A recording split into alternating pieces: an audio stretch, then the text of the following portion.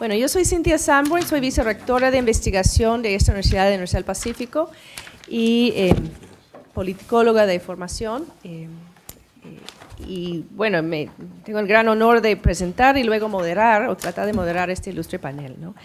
El título del panel es Retos de la Sociedad Civil en Iberoamérica. Los casos que vamos a tratar acá hoy día son de Brasil, Perú y Bolivia.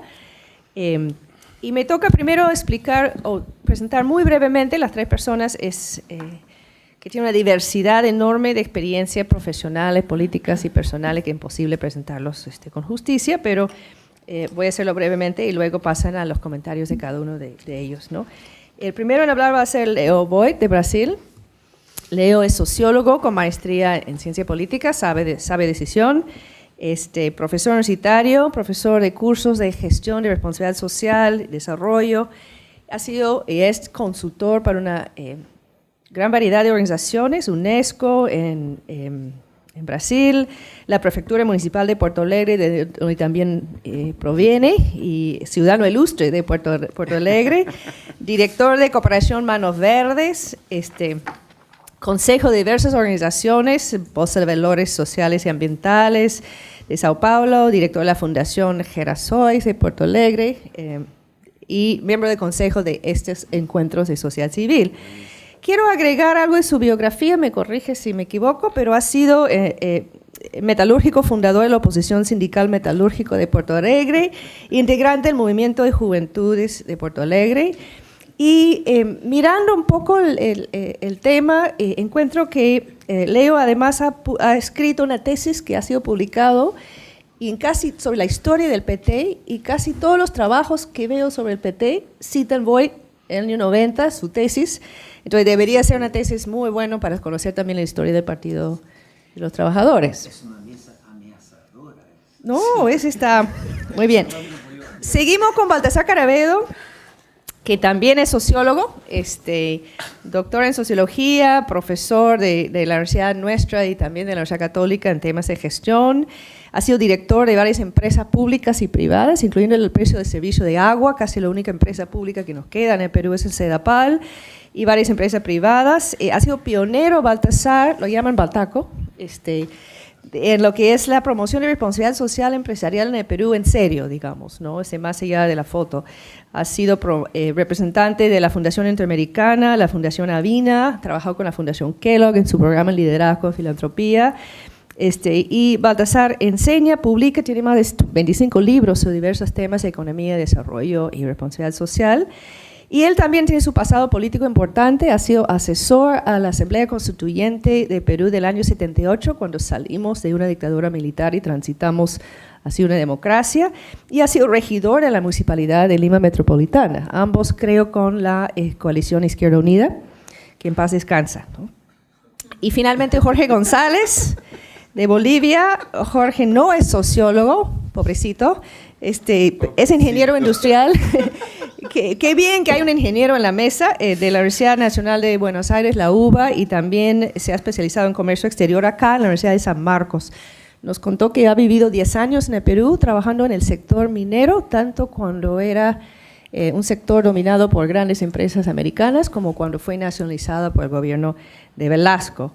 Es gerente general de la Federación de Cooperativas de Telecomunicaciones de Bolivia, consultor para numerosas organizaciones, OIT, PNUD, ALADE, ha trabajado en el Ministerio de Comercio Exterior de su país. No, el gobierno una sola vez. Ministerio de Comercio Exterior. Sí. También ha sido consultor al gobierno de Ecuador, entre otros, también acá en el Perú, ha trabajado con la CELA en Caracas.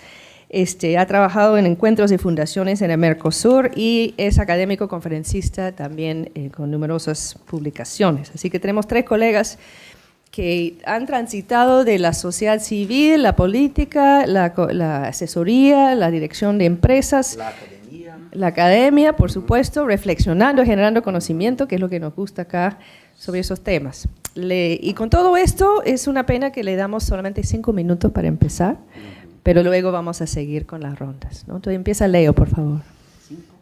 5 para empezar. 5 minutos para empezar cada uno, y luego otra ronda de repreguntas. Yo voy a hacer comentarios si me provoca, y luego pedimos a los que han venido también si tienen preguntas. Bueno, yo voy a hablar en portuñol para que todos comprendamos. Bom, a mim me parece que... Gostaria de me fixar, que não vou falar da sociedade civil brasileira, senão do terceiro setor em Brasil. E quando eu hablo em terceiro setor, esse conceito, para mim, o terceiro setor não é um setor, é um campo, no sentido de Pierre Bourdieu. Formamos um campo com muitas coisas comunes, pero o campo tem uma diversidade estupenda. Me parece que o terceiro setor de Brasil, o campo da sociedade civil organizada, formada por fundações, institutos, ONGs e movimentos que formam o campo do terceiro setor em Brasil, é uma coisa singular. Por quê? Porque o terceiro setor brasileiro é extremamente largo, extensivo, numeroso, poderoso e rico. Foi tremendamente forte. Imaginem-se 300.000 e poucas organizações, né? Sendo que organizações de luta social, de direitos, de garantia de direitos, são mais de 100.000 organizações. Bueno, isto seria uma vantagem competitiva ao Brasil, não fueran os desafios que temos. Os desafios nos colocam perante coisas novas e altamente complexas. Só para situar assim a complexidade e a amplitude da sociedade civil brasileira, ela se formou durante 7 diferentes fluxos, só para nombrá-los rapidamente. O primeiro fluxo, séculos 18 e 19, as organizações de origem confessional, santas casas de misericórdia, orfanatos, asilos, projetos assistenciais de toda a natureza, para a niñez, para os pobres, para os deficientes, para os idosos. Segunda fase de criação de organizações sociais no Brasil se dá no início do século XX, quando empieza a industrialização. São organizações anarcossindicalistas claramente vinculadas ao movimento social popular em oposição às elites e ao status quo. Desta fase não resta mais nenhuma organização, mas é desta fase que surgiu esta noção e essa característica que perdura hasta hoje, que ONGs existem para contestar algo, para se opor, para propor câmbio, mudança, alteração e transformação. A terceira fase se dá no período populista, 40, 45, hasta o golpe militar de 64, que são organizações da sociedade civil com claro sinal corporativista, ou seja, de defesa de interesses econômicos a partir de segmentos de classe social. É uma agenda economicista, não é uma agenda com outras características das fases anteriores. A quarta fase se deu durante o governo militar, foi a mais fantástica, rica e propulsora fase, porque há surgido mais de 80.000 comunidades eclesiais de base, e elas dão origem às associações de bairro, aos clubes de madres, aos grupos de luta e aos movimentos sociais todos. Próxima fase, nos anos 80, são os movimentos sociais e as coordenações, porque com o fim da ditadura, as associações dispersas começaram a formar ajuntamentos municipais, estaduais e nacionais. E aí é que nasce a agenda nacional pela democracia, pela anistia. E, bom, além de uma sólida penetração de base local, geográfica, estas associações elas vão dar um salto e vão fazer a incidência nacional e constroem um braço político para isso, que é um partido político, o PT. Nesta mesma fase, a partir dos 80, explode o surgimento de ONGs da pauta ecológica. a partir da Conferência de Estocolmo de 72. E estas instituições têm outra caminhada, dão origem a um outro trajeto não eclesial, não ideológico e não corporativista, que é uma luta pela preservação do meio ambiente. E foi um sucesso. Hoje são numerosas as organizações, poderosas, e sempre tiveram um amplo acesso à financiação internacional. Sim? E, por fim, nos anos 90, quando nós criamos a identidade do terceiro setor, e aí surgem muitos institutos, fundações, muitas delas de origem empresarial ou de famílias, famílias proprietárias, né? E este esforço entre as ONGs tradicionais de luta social, concluo, e os institutos e fundações vão dar origem a este novo campo, vão criar aquilo que Foucault ensina. Vamos a criar o campo porque criamos os discursos.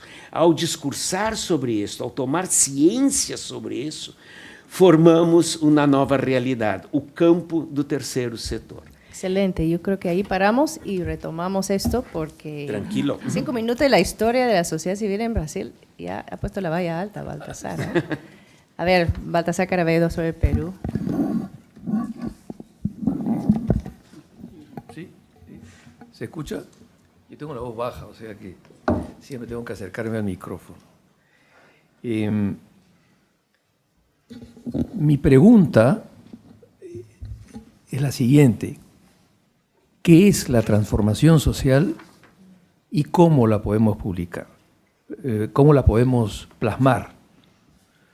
Obviamente es una pregunta complicada, son dos preguntas muy difíciles, porque la realidad se manifiesta de formas infinitas y no tenemos acceso a esa realidad.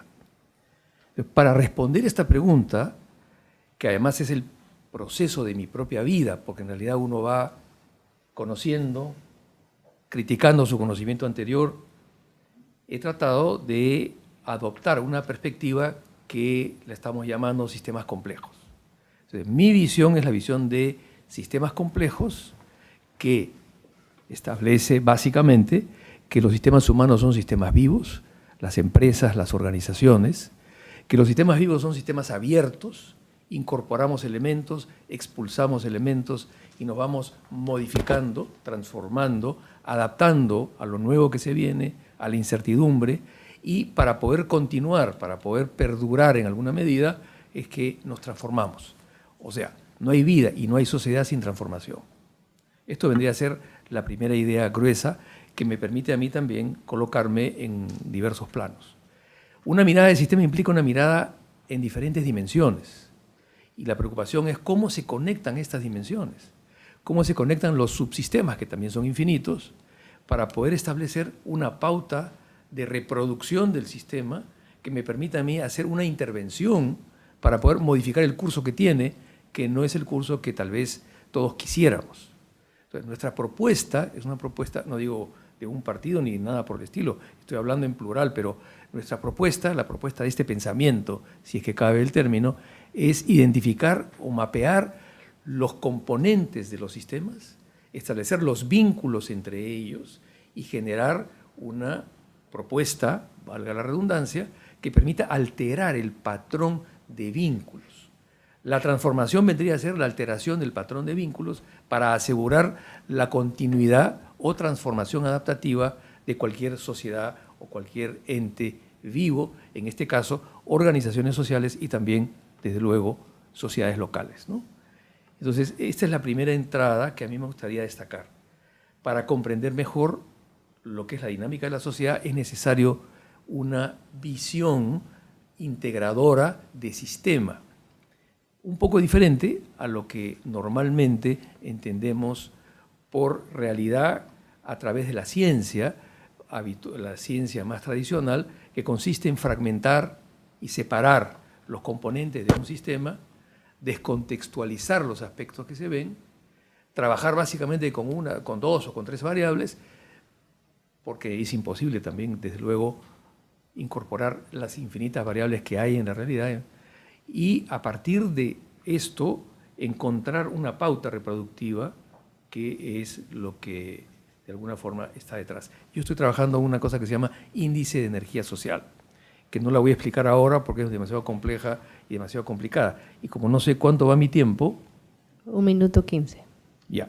Entonces, primera entrada, perspectiva de sistema, transformación, capacidad adaptativa, sistemas abiertos, transformación, modificación, implica cambio de vínculos, modificación del patrón de vínculos, y lo único que puedo decir para relacionarlo con la idea que acabo de mencionar hace un instante, todo vínculo es un contacto energético, y la energía es positiva y negativa.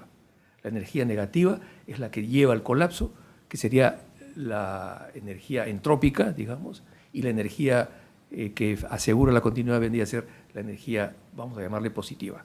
Entonces, del balance de ambas es que se sucede la continuidad o no de un sistema, o su modificación mejor. Creo que con eso doy algo más, ya no más hasta la próxima. Algo más necesita más 10 minutos. Bueno, nos ha provocado, sin embargo, bastante con esas ideas. Ya vamos a esperar con ansias la repregunta. Jorge. Bien, para hablar de retos de la sociedad en Bolivia, tenemos que centrarnos en los últimos 12 años de gobierno de Evo Morales. Entonces, en una primera intervención voy a entrar rápidamente a por qué y cómo surge ese gobierno, qué características básicas tiene, y dejar en una segunda intervención explicar lo que es el impacto de los gobiernos populistas en la América Latina de hoy y los retos específicos que significa el gobierno actual en Bolivia. En la historia contemporánea de Bolivia, en la republicana, se pueden fijar realmente 3 periodos nítidamente separados.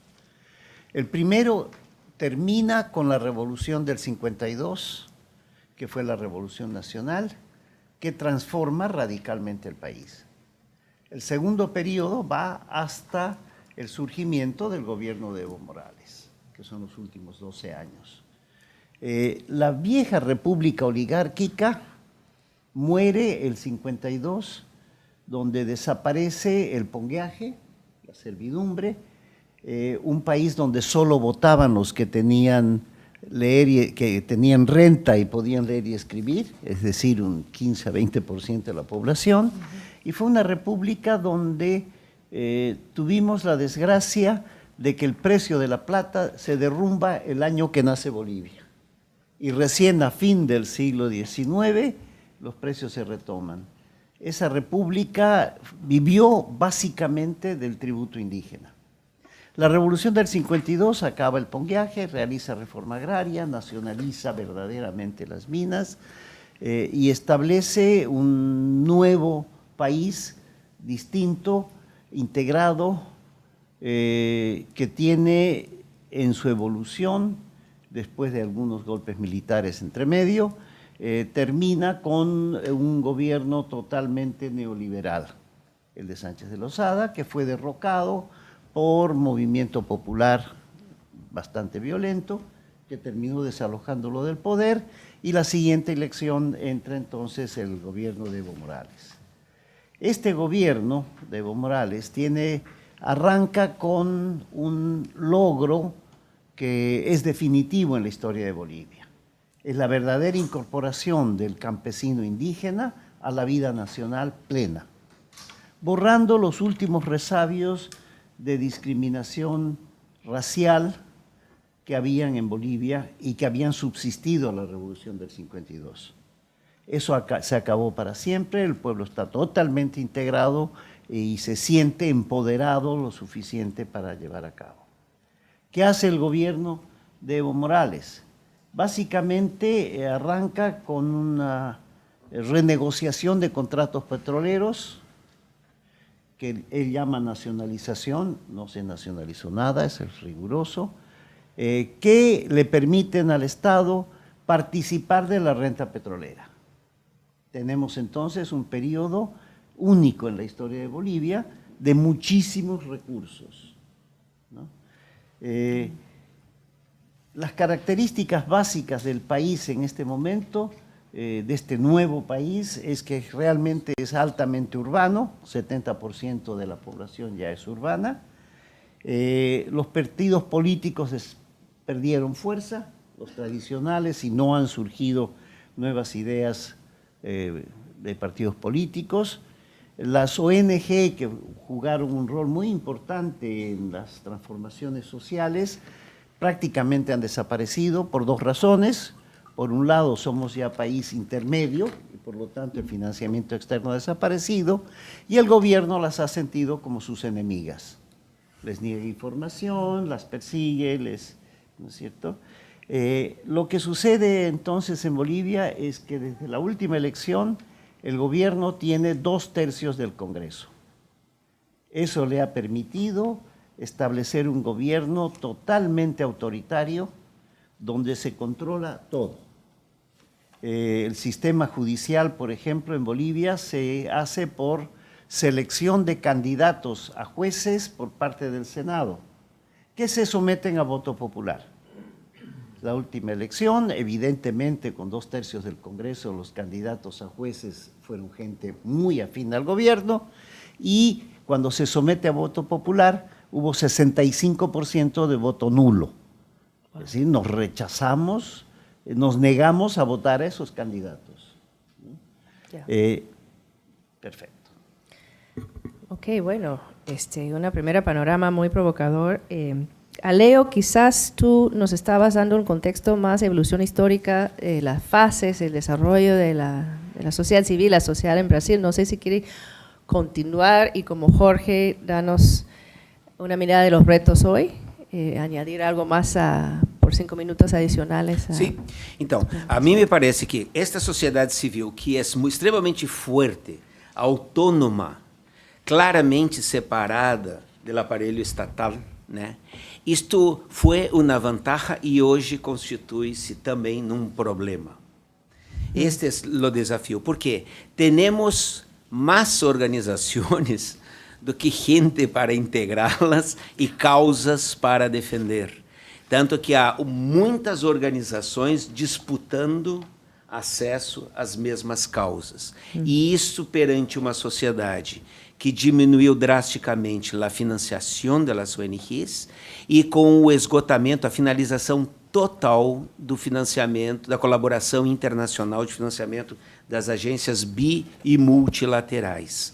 Hoje, então, a sociedade, o terceiro setor brasileiro, ele se encontra numa luta, de sobrevivência, 2, muitas entidades para as mesmas causas. Então, uma relação de canibalismo para discutirmos quem vai a sobreviver, né?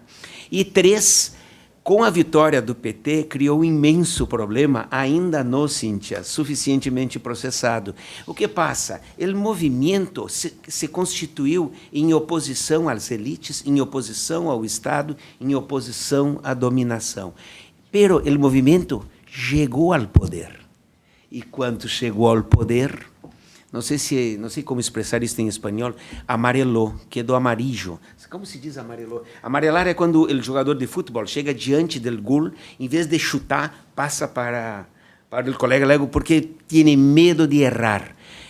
Amarelou, compreende? O terceiro setor brasileiro chegou ao poder, não pôde contestar mais o aparelho de Estado, as elites dominantes agora éramos nós outros.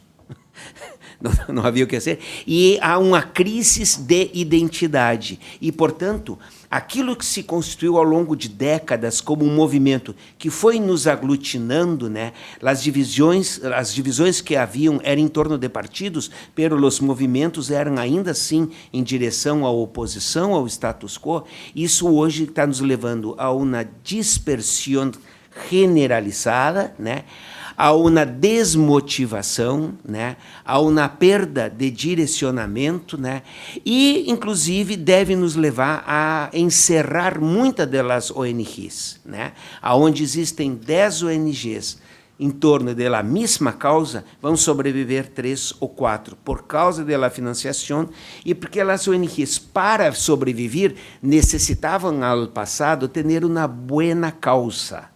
Agora precisa ter una buena prestação de serviço, vão a sobreviver as ONGs que têm utilidade para a sociedade. Ainda que seja uma utilidade de contestação, de oposição, é muito legítima ao fazê-lo. E por isso consegue receber donação da gente, das organizações. Pero é necessário uma prestação de serviço sistemática. E muitas vezes a prestação de serviços para viabilizar a sobrevivência das ONGs, esta prestação de serviços necessita que se cobre pelos serviços, o que cria uma segunda crise de identidade, porque nós outros não podemos cobrar. Se cobramos, teremos usura.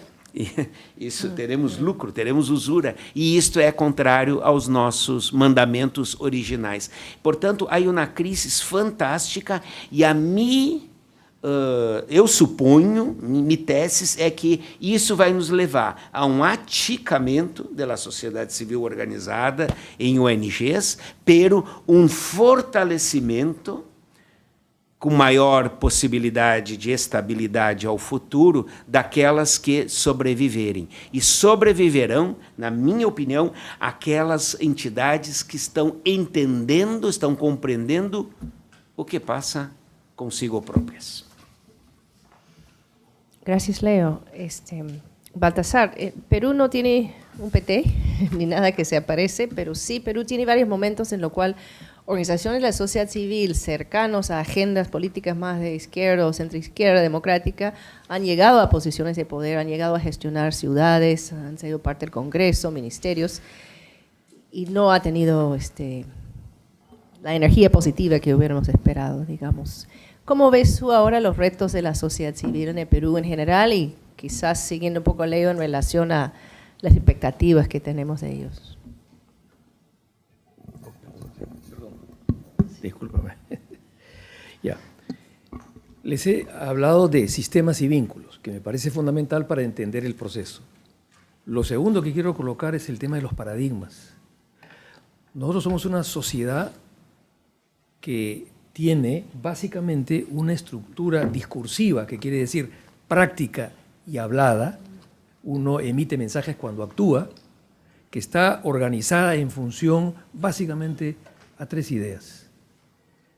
El discurso predominante, cínico, desconfiado y pesimista. El reto que tenemos es desmontar ese mensaje.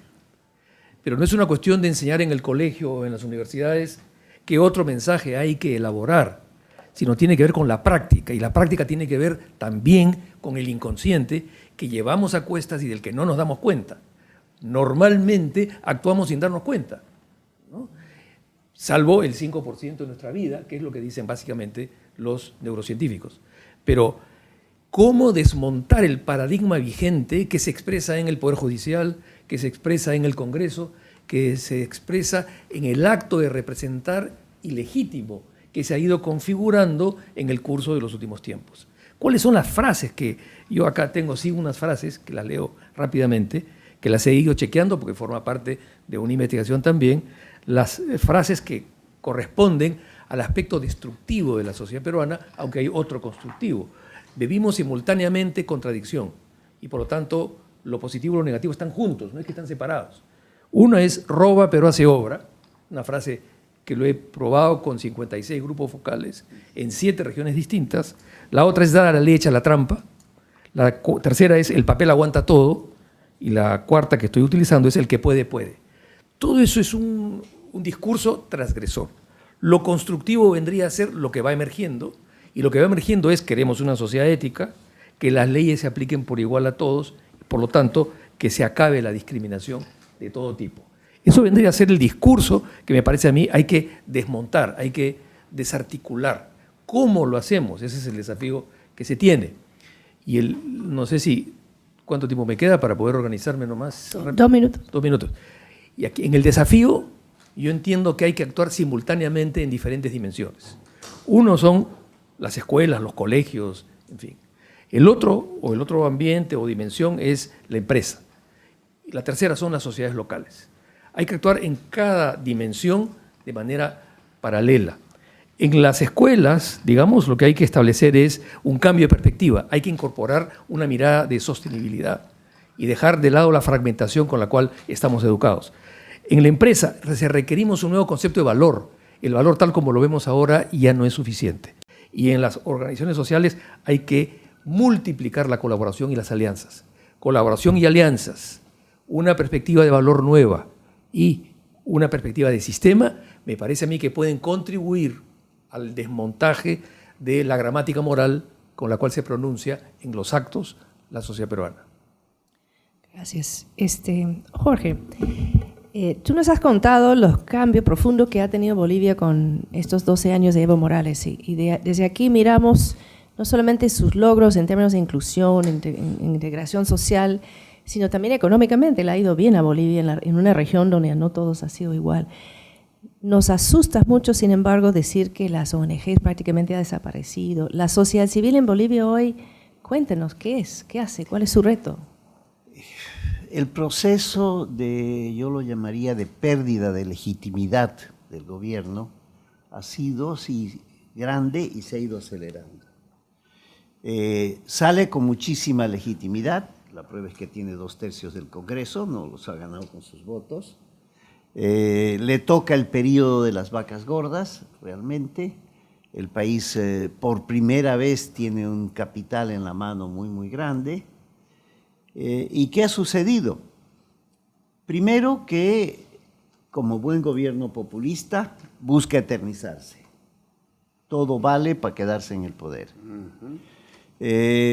Teóricamente, la Constitución que se votó el 2009, que es una Constitución muy bien hecha, moderna, muy democrática, establecía solamente una reelección. En la primera, cuando se promulga la Constitución, ya llevaba 3 años en el gobierno, dijo, bueno, borrón y cuenta nueva, tengo 2 periodos por delante. Quiso reformar la Constitución para permitir la reelección, cambiar un artículo de la Constitución que lo prohíbe y perdió ese referéndum en febrero del 2016. Pérdida que por supuesto no reconoce, al momento dijo sí, voy a someterme, etcétera, pero en realidad el gobierno se va a quedar en el gobierno. ¿Qué ha pasado con la economía boliviana? Llevamos 12 años de dólar congelado y casi triplicado el salario básico. Quiere decir que toda la pequeña empresa que estaba ligada al exterior ha quebrado. Nadie puede aguantar un dólar congelado con inflación interna y costos cada vez más altos en lo interno.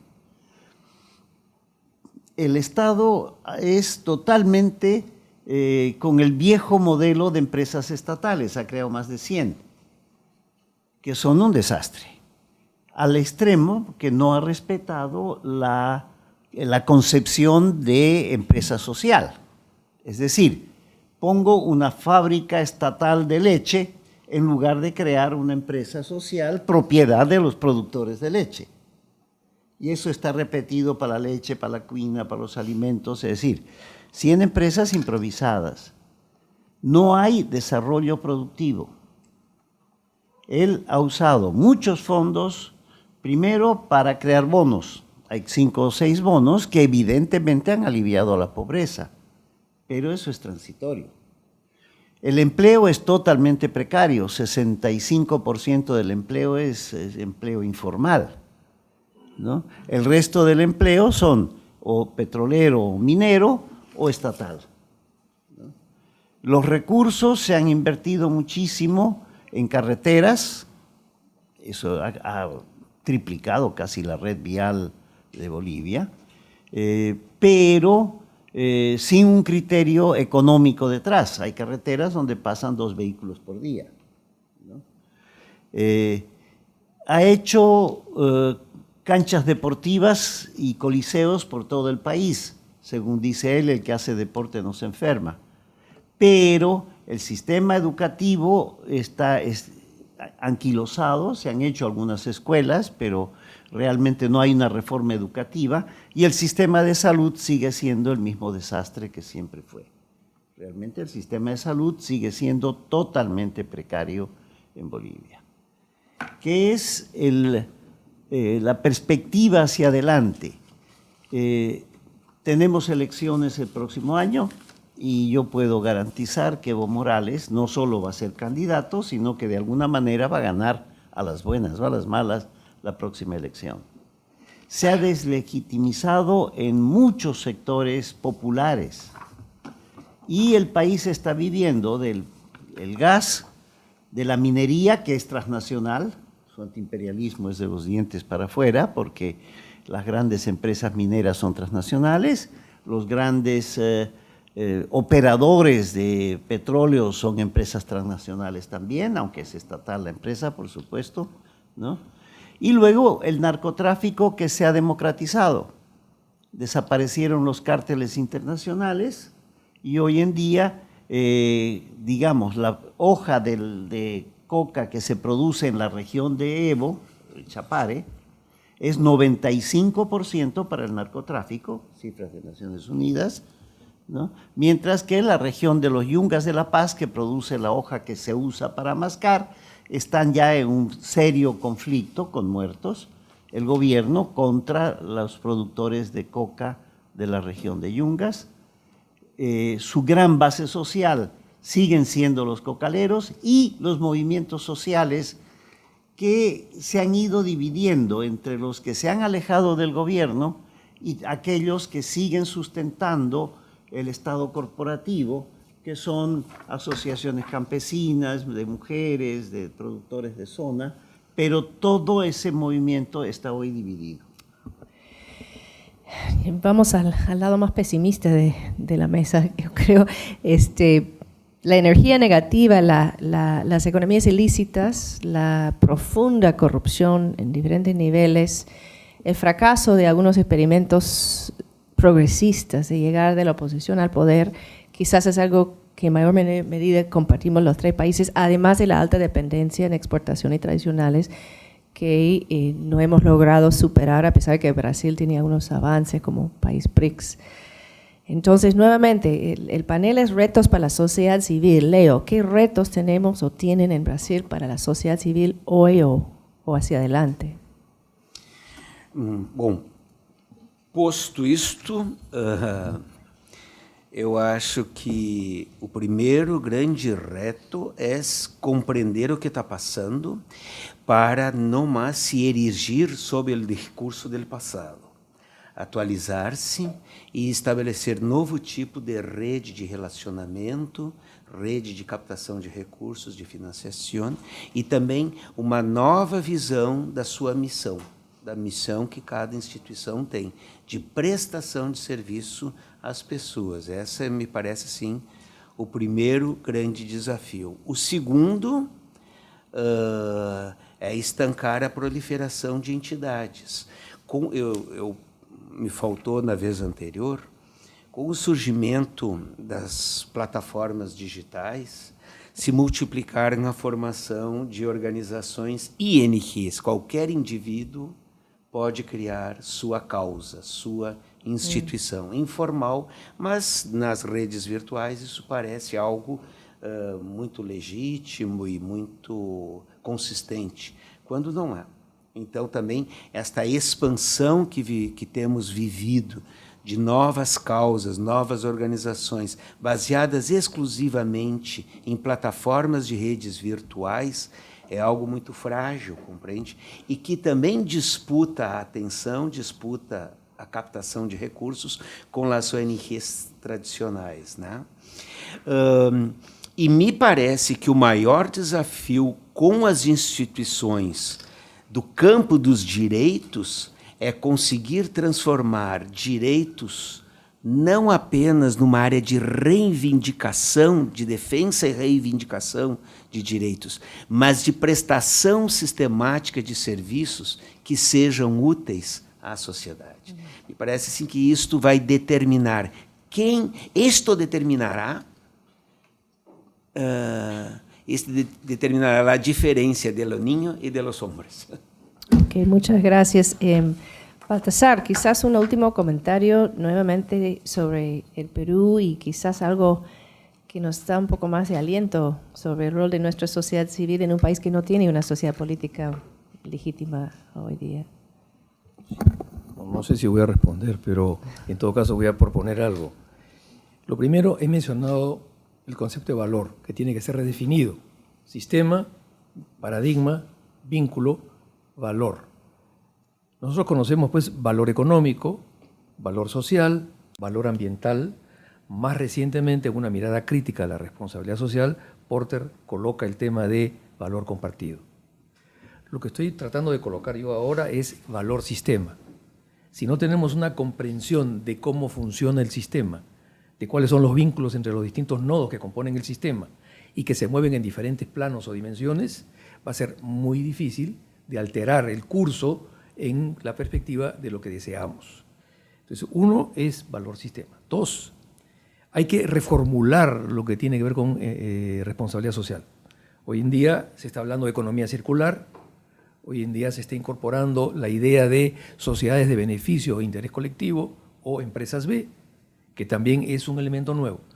Si es que no aparecen, si es que no emergen prácticas de entidades nuevas que manifiestan en su conducta diaria lo que vendría a ser lo nuevo, es decir, este nuevo vínculo que se requiere construir o desplegar, no va a haber transformación posible porque vamos a seguir reproduciendo lo que ya hemos hecho hasta el momento.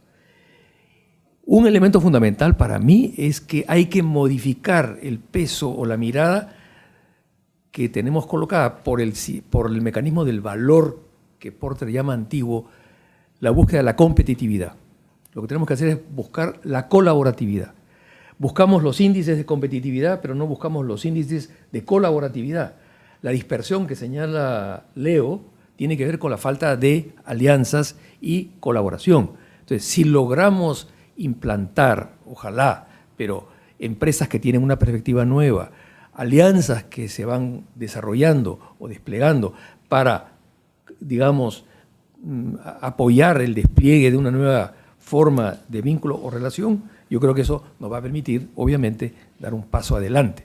Y eso va a poner en discusión la representatividad. El Congreso es un Congreso que no es representativo, no solamente por cómo fue elegido, sino porque la práctica misma de los representantes no está interesada en establecer un vínculo con el conjunto de la sociedad. Y eso no va a proceder porque se inaugura un partido político que tiene más peso. Los partidos políticos son irrelevantes en este momento, en términos de la transformación de la sociedad. Aquí es que le corresponde a las organizaciones de la sociedad civil, independientemente de cómo están multiplicadas, pero hay una dinámica, una energía subyacente que es la que tiene que aflorar, está en alguna medida aflorando, a veces es confuso cómo se da su afloramiento, pero que está aflorando y que es lo que va a poner un poco el nuevo sentido para todo, ¿no? Perfecto, gracias. Jorge, ¿tienes un último comentario sobre Bolivia? ¿Qué es lo que tú esperas en el futuro? Ojalá des alguna luz ahí. Y luego quisiera, en los pocos minutos que tenemos, en vez de cerrar nosotros, permitir que el público haga preguntas o comentarios, más bien, que se puede seguir después en el break, ¿no? Muy brevemente, Bolivia está dentro de la bolsa de los gobiernos populistas de América Latina. Y la principal tarea y el principal reto es la preservación de los valores democráticos. Estamos frente a un gobierno autoritario con el viejo modelo de copamiento de todos los órganos del poder, empezando por el judicial, que es el más grave, ¿no es cierto? Es la defensa de los valores democráticos, el respeto a la Constitución. El lema que está por todos lados en Bolivia es Bolivia dijo no, refiriéndose al referéndum que quiso cambiar la Constitución, que perdió y que no va a respetar, ¿no es cierto? Estamos en un periodo de transición política.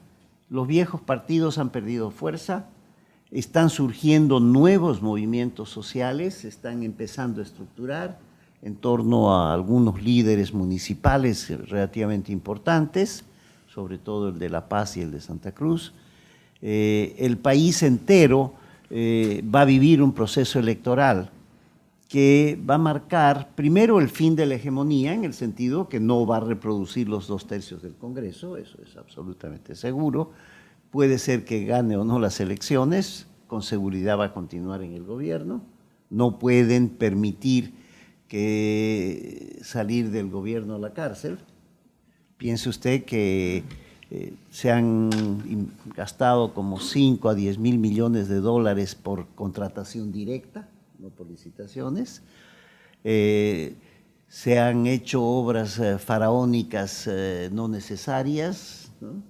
Grandes edificios de lujo, o que el presidente va en jet privado al Mundial o al Vaticano, ¿no? Pero la esperanza está en que se está reestructurando la sociedad civil en torno a nuevas ideas democráticas, en nuevos liderazgos. No existe en este momento un líder que podamos decir puede enfrentar con éxito a Evo Morales. La popularidad de Evo se calcula en este momento en 30%, no el 60 y tantos que obtuvo en la última elección, está alrededor del 30%. Vamos a vivir el próximo año un periodo electoral muy fuerte, con muchas idas y venidas, pero yo veo que hay un resurgimiento de la sociedad y sobre todo la incorporación de la nueva juventud proveniente de padres indígenas. La Universidad del Alto, por ejemplo, que ha puesto un muerto hace muy poco cuando se peleó con el gobierno por presupuesto, tiene una juventud pujante. Hay una nueva juventud que viene del sector popular con mucha fuerza y yo creo que eso es la gran esperanza del país. Una nueva visión democrática, fundamentalmente. Bueno, nosotros en las universidades, y creo que los tres tenemos algún pie en las universidades, siempre ponemos la expectativa en la nueva generación y creo que es importante más que nunca, ¿no? que tengan otros valores y que pueden llevar a una etapa distinta de nuestro desarrollo. Tenemos unos 5 o 6 minutos nomás en esta sesión y me gustaría tomar algunos comentarios o preguntas. No sé si hay mucho tiempo de responder. Tenemos 3, el joven aquí adelante, la 10, señora… 12, 14. No, 1, 2, 3, 4, manos arriba, 5, hasta que este joven nos para el reloj. Empezamos aquí adelante, por favor, si puede decir brevemente quién es y qué comentario tiene. ¿Hay micrófono? Habla fuerte. Bueno, es un análisis, vengo de México. Mi pregunta, y más como un consejo al señor Jorge, nosotros acabamos de atravesar un proceso electoral parecido y igual el presidente ahorita goza con muchísima mayoría en el Congreso y quería meramente preguntarle cómo nosotros como sociedad civil podemos seguir defendiendo lo que mencionaba, que son nuestros valores democráticos y no vernos en la necesidad de en algún futuro enfrentar un gobierno totalitario y que se consolide en el poder. Vamos a tomar unos 3 comentarios a la vez para poder cerrar. Después la señora atrás, ¿usted? ¿Sí?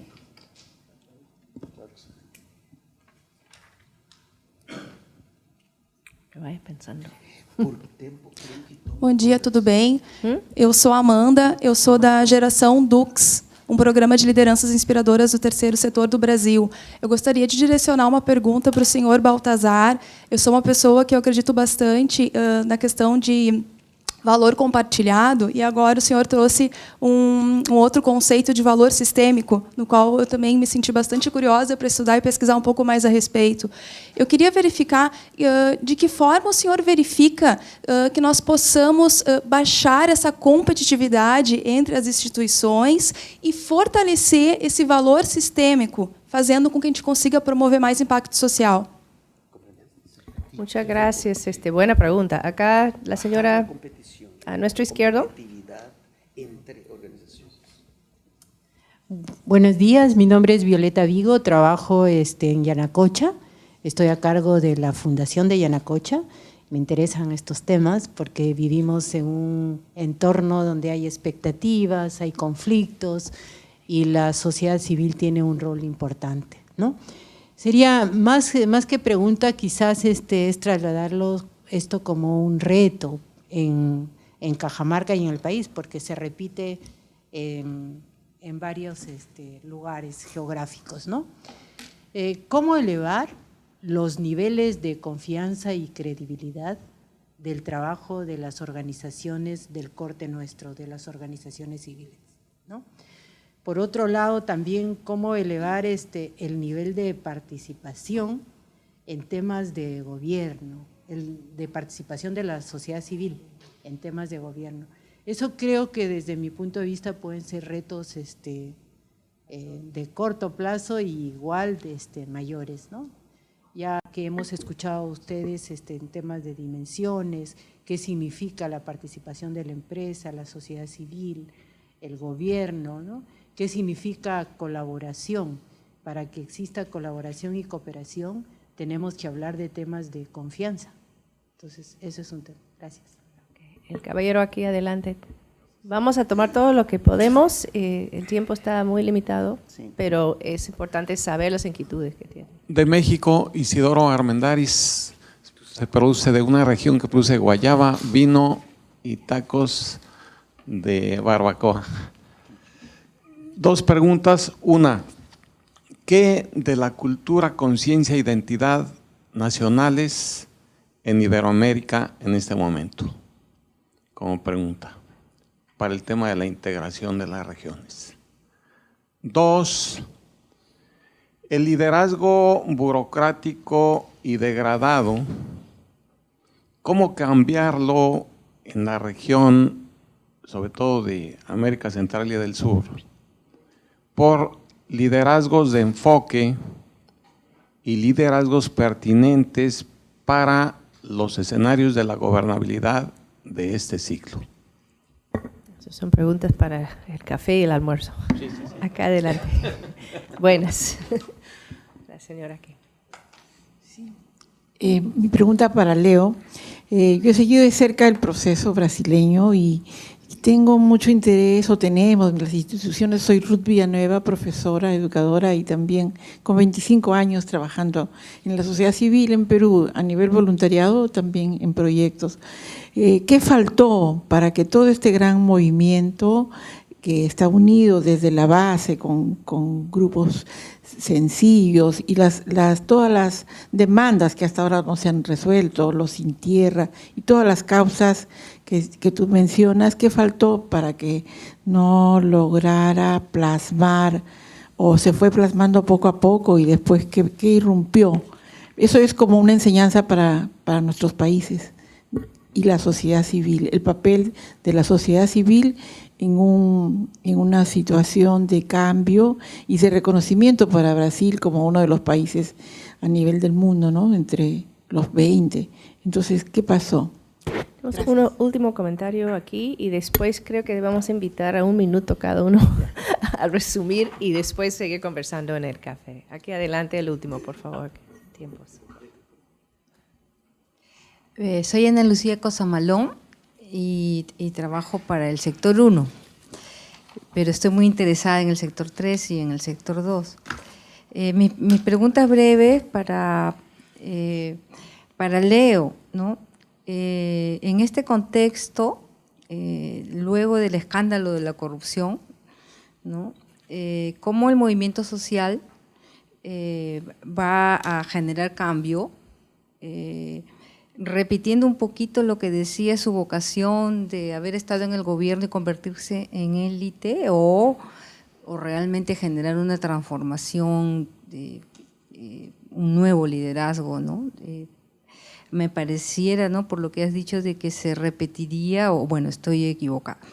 Y luego para Baltasar, muy interesante lo que está aflorando en el Perú en este contexto, ¿no? Está centrado en la empresa, ¿no? Pero sin embargo, bueno, también en la sociedad civil, en tanto se va cambiando el sentido común. Pero para el sector 1, ¿no?, ¿qué posibilidades ahí hay de que vaya aflorando algo, ¿no?, que puede ir articulando y puede ir tejiendo alianzas? Y para el caso de Bolivia, ¿no?, claro, cuando se dice un nuevo reto es el valor de la democracia, pero yo estoy totalmente de acuerdo, pero eso no mueve en la base, en las bases más conservadoras, ¿no?, como también la nuestras bases de pensamiento fujimorista no le mueve, ¿no?, y es fuerte. Entonces, ¿cómo hacemos eso, no? Voy a invitar a cada uno a responder un minuto a lo que desea responder y luego continuamos en el transcurso del día, ¿no? Leo. Empieza por mí. Sí. Sí, a mí me parece, ¿cómo te llamas, señora? ¿Profesora? Ruth, a mí me parece que faltó el compromiso moral con la ética. ¿Sí? El PT estaba cego con la causa de la equidad y asaltó el patrimonio público en nombre de la construcción de la equidad. Para construir el proyecto de igualdad y de combate a la pobreza, necesito tener poder con a larga hegemonía y por eso compro a la gente para tener hegemonía y poder realizar mi proyecto. Bueno, esto PT percebeu, creio, que não basta ter compromisso com a causa de combate à pobreza e da igualdade. É necessário ter igual compromisso com a ética e padrão moral elevadíssimo. Compromisso com o combate à pobreza, com o ordenamento democrático e com padrão cristão de valores elevados, morais. Pero isso não se passou e se foi afuera. Isto faz parte do processo. Estamos ao meio do processo, não ao final.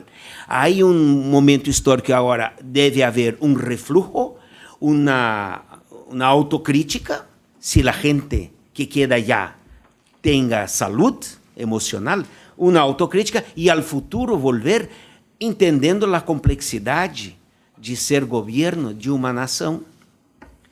Muchas gracias, Leo. Baltasar. Retomo una idea de Bernardo Toro en la conferencia inicial de este evento. Él dijo, no hay que olvidar que somos especie. Edgar Morin, el padre del pensamiento complejo, dice que somos individuo, sociedad, especie. El desarrollo sostenible nos lleva a evaluarnos o mirarnos en tanto que especie. Y por lo mismo es que lo del valor sistema adquiere una connotación o una adaptación, digamos, si se quiere, a esta comprensión trinitaria de la identidad de los seres humanos. Ahora, la energía social es una dinámica, cada vínculo, en fin, no voy a citar cosas, pero hay un físico norteamericano que se llama Eric Jason, que trabajó la medición de la energía de la humanidad en el curso de mucho tiempo. Entonces, ahora el desafío es cuando yo me vinculo, cuando tú me preguntas y cuando yo te respondo, hemos hecho un intercambio energético. ¿Qué me produce a mí y qué me va a producir posteriormente?